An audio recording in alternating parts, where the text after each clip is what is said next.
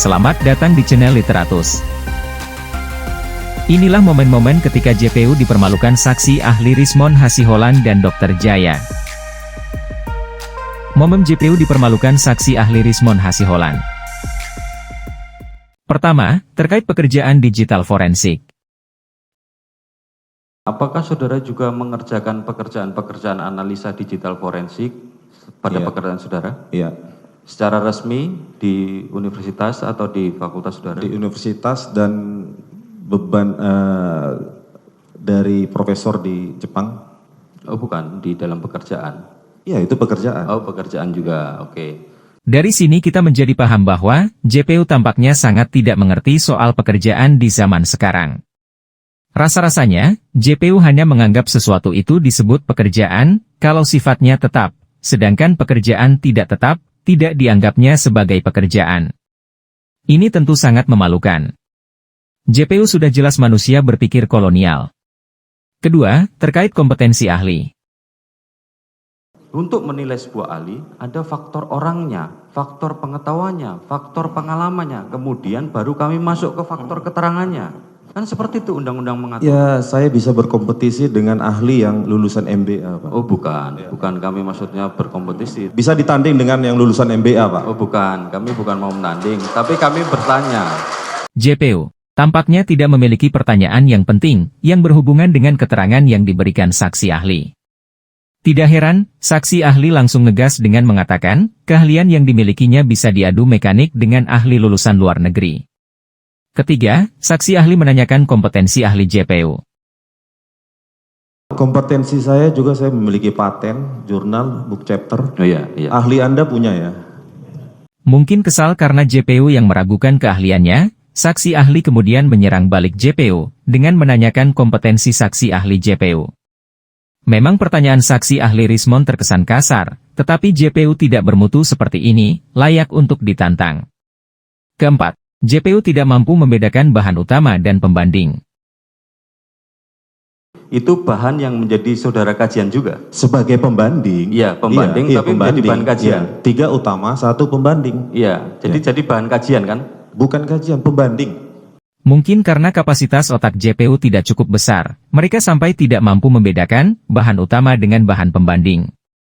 Padahal, sudah sangat mudah dipahami penjelasan ahli Rismond bahwa, data berupa video YouTube, bukan sebagai rujukan investigasinya, tetapi hanya sebagai pembanding saja. Kelima, soal kualitas video.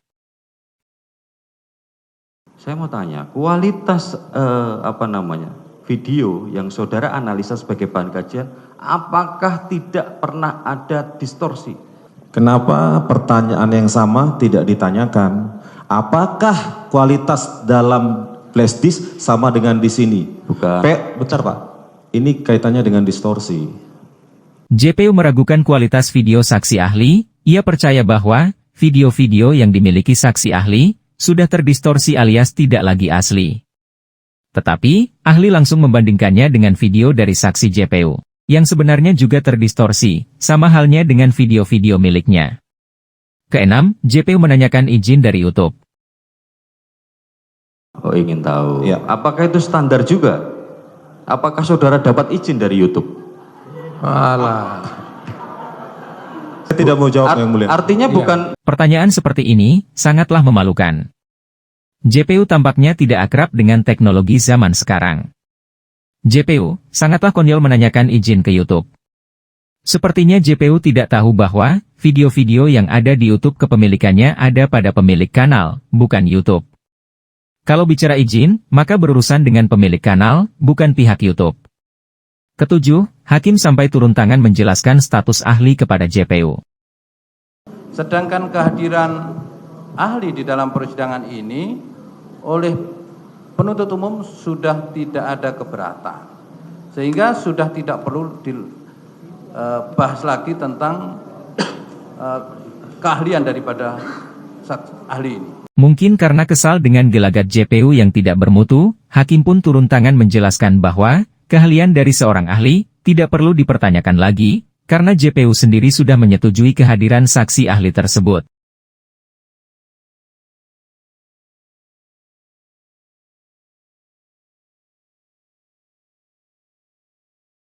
Momen JPU dipermalukan saksi ahli Dr. Jaya. Pertama, minta saksi ahli bacakan kesimpulan. Ya kalau menurut saya. Enggak, dibaca aja Pak kesimpulannya, monggo.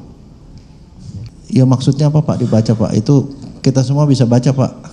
Iya, artinya ini Enggak, Bapak tolong tunjukkan bagian mana yang Bapak mau tanya gitu loh. lah ya, kan di kesimpulannya baca. Kalau Anda membaca kesimpulannya tolong dibaca.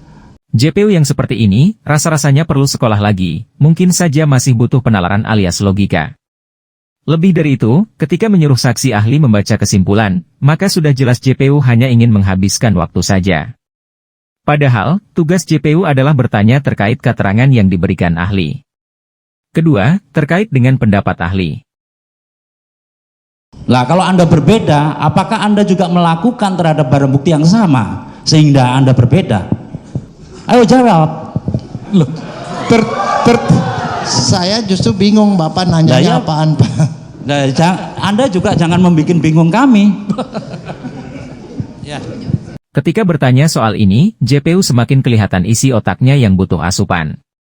Mana mungkin dokter berurusan dengan barang bukti di tempat perkara? Di tempat perkara, memang sudah seharusnya menjadi urusan penyidik. JPU juga menekankan soal fakta sianida dalam gelas.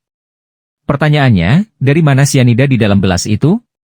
Ketiga, tidak mengerti terkait keterangan ahli. Cuman tadi kalau soal lab saya bilang saya sih tidak mau peduli dengan hasilnya yang di gelas segala macam. Yang kita peduli adalah hasilnya dengan yang di lambung. Berarti Anda berpihak. Kalau begitu, hanya membedakan ini yang hanya di gelas tidak saya tanggapi. Lah itu Anda memihak begitu. Keberatan kami majelis hakim. Ya keberatan saya. Kami jasa penuntut keberatan. JPU tampaknya tidak tahu apa yang dimaksud dengan pendapat ahli. Ketika Dr. Jaya yang mengajar tentang sianida selama 30 tahun, menjelaskan ciri-ciri mayat korban sianida, secara teori yang digelutinya selama 30 tahun, dianggap sebagai penolakan terhadap fakta oleh JPU. Padahal, Dr. Jaya hanya memberikan perbandingan antara fakta mayat dengan teori sianida yang ia dalami selama 30 tahun tersebut. Keempat, JPU makin ngawur. Berarti Anda berpihak. Kalau begitu, hanya membedakan ini yang hanya di gelas tidak saya tanggapi. Lah itu Anda memihak begitu. Keberatan kami majelis hakim. Mungkin sudah lelah otak bertanya dengan Dr. Jaya, JPU mulai main nuduh, mengatakan saksi ahli berpihak. Padahal, memang karena JPU rata-rata memiliki wawasan dangkal, sehingga kewalahan ketika berjumpa dengan saksi ahli kompeten. Kelima, menanyakan bunyi KUHP. Bahwa dokter forensik harus tahu pasal. Ya Pak. Dan harus tahu kedokteran. Saya mau tanya, keterangan ahli itu apa sih? Menurut KUHP? Keterangan yang diberikan seorang ahli di muka pengadilan untuk membuat terang perkara pidana Pak. Begitu? Ya. Seperti itu? Ya. Saya bacakan. Ketentuan umum KUHP. Keterangan ahli angka 28 adalah keterangan yang diberikan oleh seorang yang memiliki keahlian khusus tentang hal yang diperlukan untuk membuat terang suatu perkara pidana guna kepentingan pemeriksaan. JPU makin tidak jelas ketika menanyakan kepada ahli terkait bunyi pasal KUHP. Padahal, JPU digaji oleh negara dari uang rakyat untuk memiliki kemampuan penalaran yang baik, sehingga tidak kesulitan ketika menemukan perkara-perkara pelik, seperti kasus kopi sianida. Lagi pula, apa urusan Dr. Jaya menghafal bunyi pasal, yang terpenting adalah mengerti maksud pasal tersebut. Keenam, menanyakan kompetensi ahli. Bagaimana kompetensi seorang toksikologi forensik? Bagaimana sih kompetensi seorang toksikologi forensik itu menurut tadi yang saudara bilang kenal dengan presidennya Tiaf itu tadi? JPU sekali lagi bertanya hal-hal yang tidak berguna. Padahal, sudah jelas-jelas semua ahli yang dihadirkan dipersidangkan memiliki kompetensi. Kentara sekali, JPU tidak paham kasus, tetapi ngotot seperti orang paham saja. Karena JPU ngeyel, akhirnya majelis hakim turun tangan. Jaksa masih ada pertanyaan kepada ahli tentang yang dikuasai oleh ahli.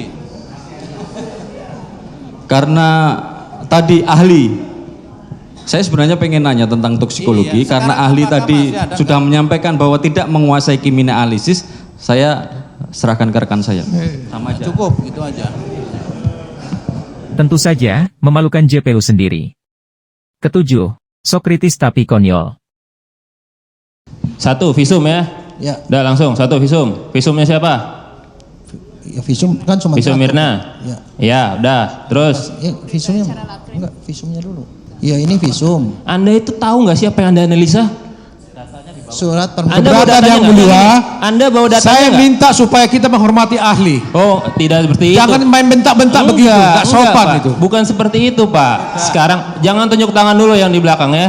Menghadapi Dr. Jaya yang memiliki kemampuan komunikasi yang baik, sudah seharusnya perlu persiapan matang, katakanlah mempelajari kasus yang terjadi dengan sungguh-sungguh. JPU bentak-bentak saksi ahli Dr. Jaya, menunjukkan JPU memang hanya modal nada tinggi tapi isi otak rendah. Jangan lupa dukung channel ini.